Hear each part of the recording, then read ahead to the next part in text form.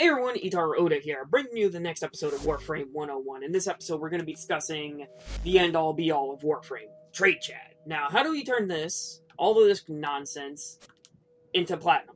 Well, good news for you, I'm giving you the top 5 ways to actually do that, and we're going to just immediately jump in here with number 5. Selling common frames and weapons. Now, the common frames in the common primes in general, are just a small little group that have been in the game for quite some time, or since the beginning, that are not worth as much and are rather common to come across. They range from, the Bratton Prime, as you can see here, the Burston Prime, Lex Prime, and Paris Prime. Now, you probably can't... Now, let me just get over here, because it's in alphabetical order. There's the Lex Prime. It's only 3 parts. And then there is the Paris Prime, which is right here, which is 5 parts. Now, the thing is here is these weapons will only range from 10 to 20 plat, and they're really common to come across. You might not get as much as you want. So, if I were you, I would actually focus on trying to get the common frames, Sarn and Trinity. Now, the reason why you want to get Sarn and Trinity is because they will easily sell from 30 to 40 plat, and you can get a decent amount for them. Of course, because this is a free market, you can always ask for more. However, because they're so common, you just want to stick to 30 or 40. Even then, you might not get anything else. Here, I'll put out a feeler right now just so you guys can see. Want to sell Trinity. Whoop, not Trinity. Trinity P set 30P. Alright, we're going to see if this actually gets a hit, and if it does, hey, all the more power to actually prove my theory. If not, well then, but as a whole, you want to make sure that you actually get the starter frames as much as possible, or just in general, make sure you have a spare set laying around, because you never know what's actually going to pop up. Now, as you can see, we've pretty much almost crossed like 30 seconds here, which is a lifetime in Trade Chat, and still nobody's actually wanting a Trinity set for 30 plat. So that gives you a general idea of just how common it is. For Bratton, Burston, Lex, and Paris, if you try and sell it for more than 10 or 20, you're not going to get a hit on it. You might get a hit on it if somebody's brand new, but I'd advise against that or banking on it. It's just not worth it in the end.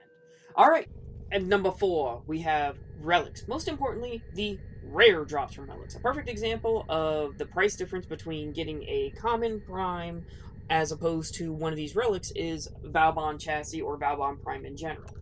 Valbon Prime only drops from the rare drops on the relic. I'm not sure about the helm. Don't quote me on the helm. I believe the helm is an uncommon drop, but a Valbon Prime chassis and systems can actually net you about 30 plat, 30 plat each, which is kind of ridiculous as a whole.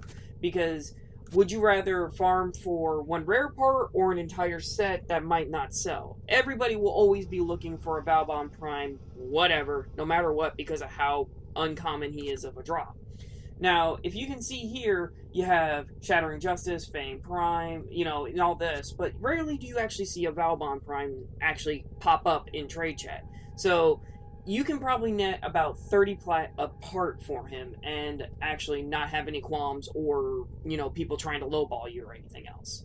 Now, on to number 3. We have mods. Most specifically, augments, as well as stances and auras.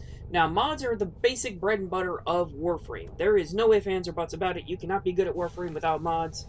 And realistically, augments, in general, are probably one of the most reliable ways to get platinum, because you can sell them from 10 to 20 plat.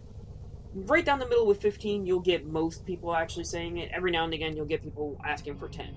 The most common mods or augments that are asked for in Trade Chat are Assimilate, Despoil, Hollow Malevolence, Irradiating Disarm, and I think that would be it realistically.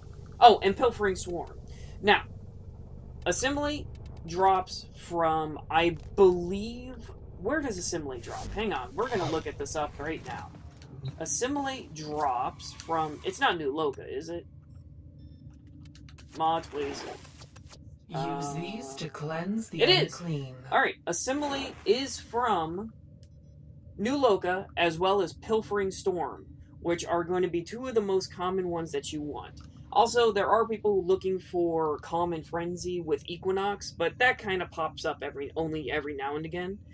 Now for Despoil, you want to go to Red Veil. I believe Irradiating Disarm is here as well. Let's just take a quick look just to make sure. Yes, it is, right here. Irradiating Disarm is in Red Veil as well as Despoil. So if you can manage it, getting Red Veil and New LOKA leveled up are really, really good for you and good for your business and getting plat.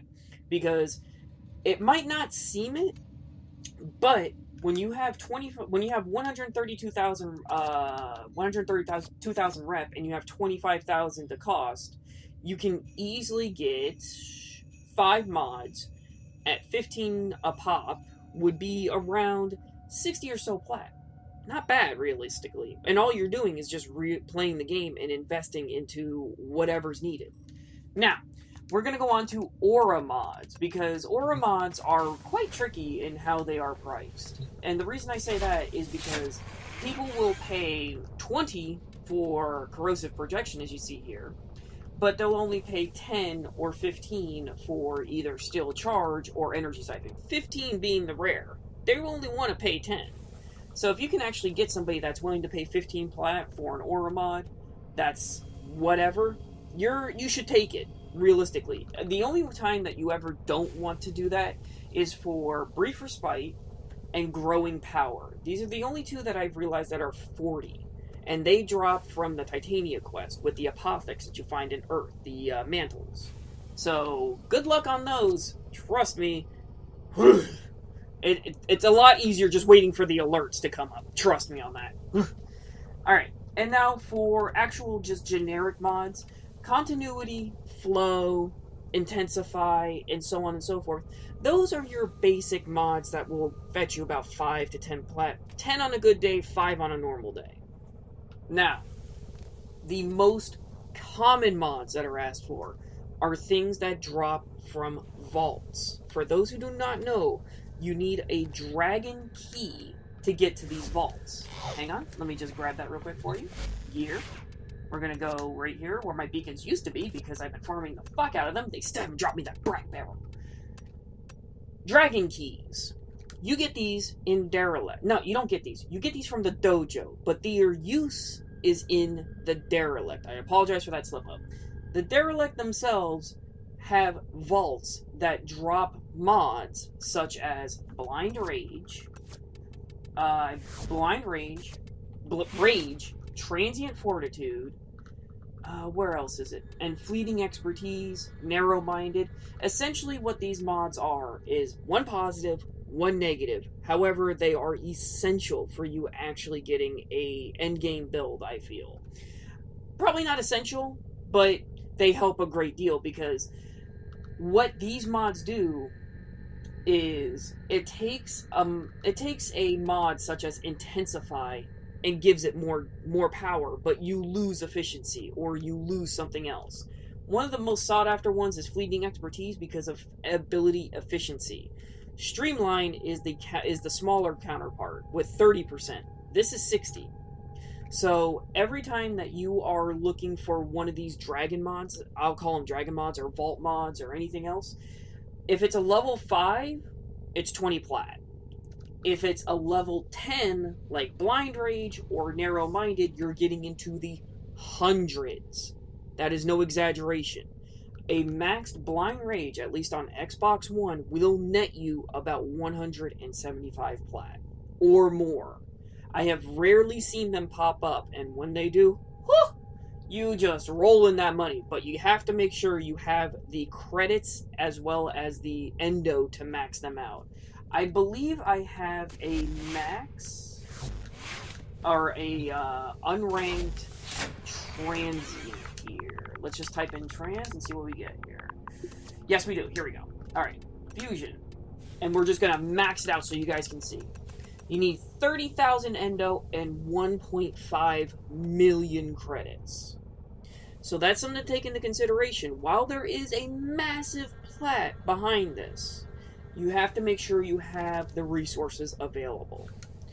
Now, how can you possibly top like 150 plat from just an in-game item drop?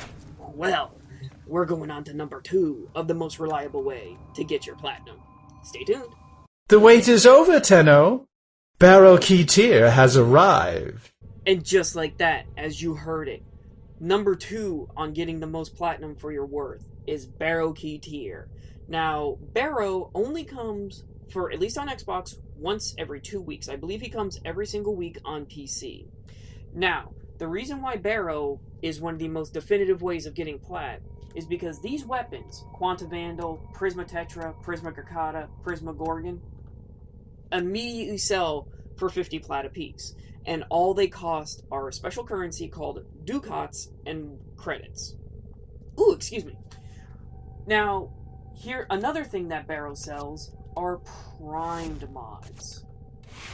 Prime mods will cost the person who is buying them 1 million credits trade tax immediately. No ifs, ands, or buts about it. However, you can turn primed mods into an immediate 50 plat turnover. So with just 2 purchases of just $9.95, no, I'm just kidding, of credits and ducats, you've just made 100 plat. Now, if you max them out, like let's say the Prime Continuity or Prime Flow, you're looking at about 250 plat a piece. So 500 plat for 2 mods. And if you hold on to the weapons long enough, you can sell them for anywhere between 100 and 200 plat. I just saw a Quanta Vandal, this weapon right here. Barrow has not brought it for about 2 months, give or take. And I just saw a Quanta Vandal sell for 275 plat yesterday. It's probably worth more. I think 275 was a bargain.